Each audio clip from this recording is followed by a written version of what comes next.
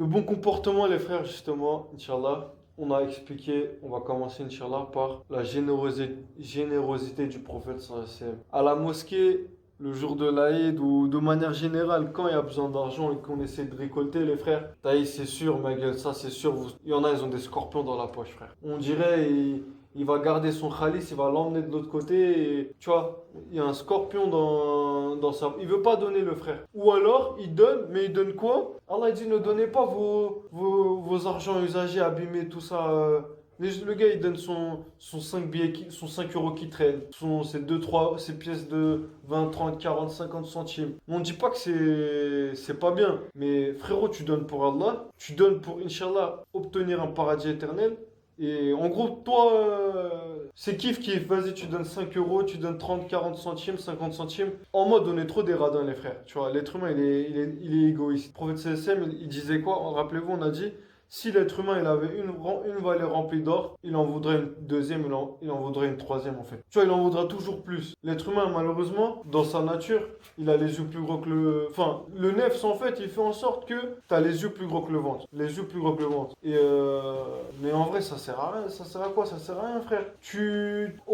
Au maximum, en un jour, tu vas manger aller 3 repas. Au maximum, par jour, enfin, tu dors dans une chambre, dans un appart. Allez, au maximum, tu utilises une voiture à la fois. Mais les gens, ils courent derrière Dunia, ils accumulent, ils accumulent, ils accumulent. Au lieu d'investir, de donner pour se préparer pour un monde éternel, on fait les égoïstes, on stocke, on stocke, on stocke, comme si on allait emmener ça de l'autre côté, tu vois. Et là, les frères, le bon comportement, c'est quoi? Le prophète sallallahu il dit...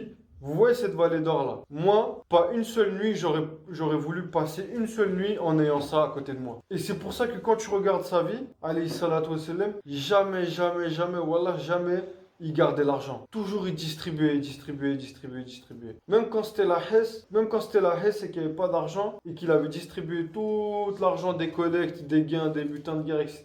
Quand quelqu'un venait lui demander, Ya Rasulallah, est-ce que tu peux me donner, voilà, moi je suis pas bien, j'ai besoin d'argent, tout ça, ou j'ai pas à manger, etc. Il disait, tu sais quoi, va voir un tel, demande-lui, dis-lui c'est Rasulallah qui t'envoie et tu lui dis, moi je vais le rembourser plus tard, dis-lui de te passer ce que tu as besoin, etc. Tu vois, c'est même pas genre, moi j'ai pas.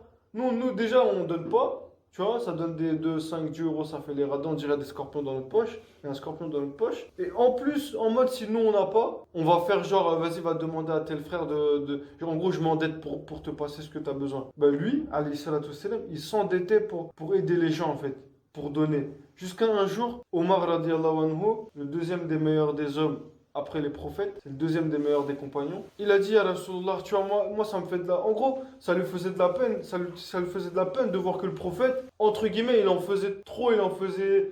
Genre, il se mettait dans des situations difficiles, tu vois. Et Omar, il se faisait de la peine pour le prophète. Il aime le prophète plus que tout. Il se dit, ya Rasulullah, si t'as, donne, tu vois, mais quand t'as pas, pourquoi tu te mets entre guillemets, dans des galères, dans des situations compliquées, complexes. Et là, le solar, tu vois, lui, là, il était pas bien, tu vois, son sourire, il a tombé, tu vois, son sourire, il a tombé, il a chuté. Et là, un autre compagnon, quand il a vu le prophète sallam que être attristé parce que Omar, il a dit, Ya Rasulallah, donne, c'est Allah qui donne, tu vois. Et là, le prophète sallam, il a souri, ça l'a motivé.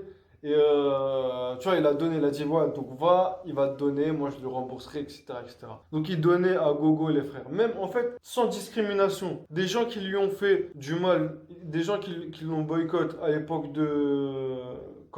à l'époque de la Jahiliya, les gens qui lui ont fait du mal, etc.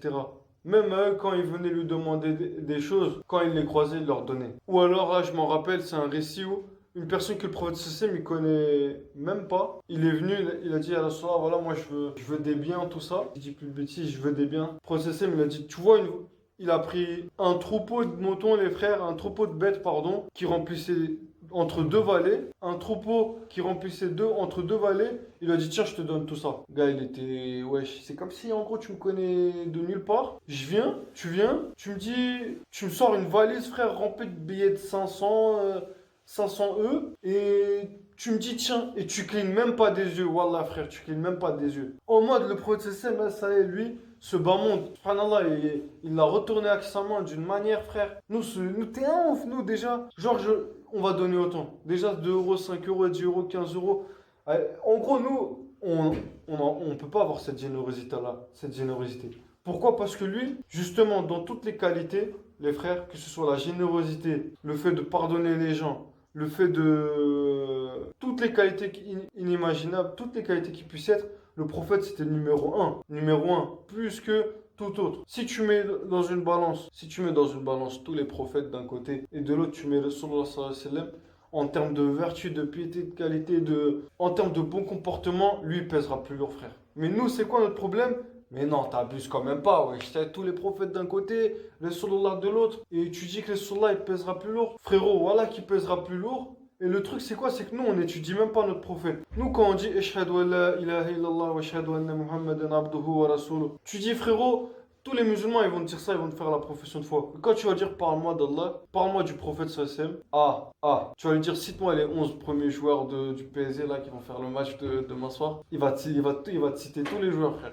Il va même citer ceux qui chauffent le banc. Tu vas dire, vas-y, parle-moi du prophète sallam, de son bon comportement, de sa vertu. RAS, tu vois. RAS. Et puis voilà les frères.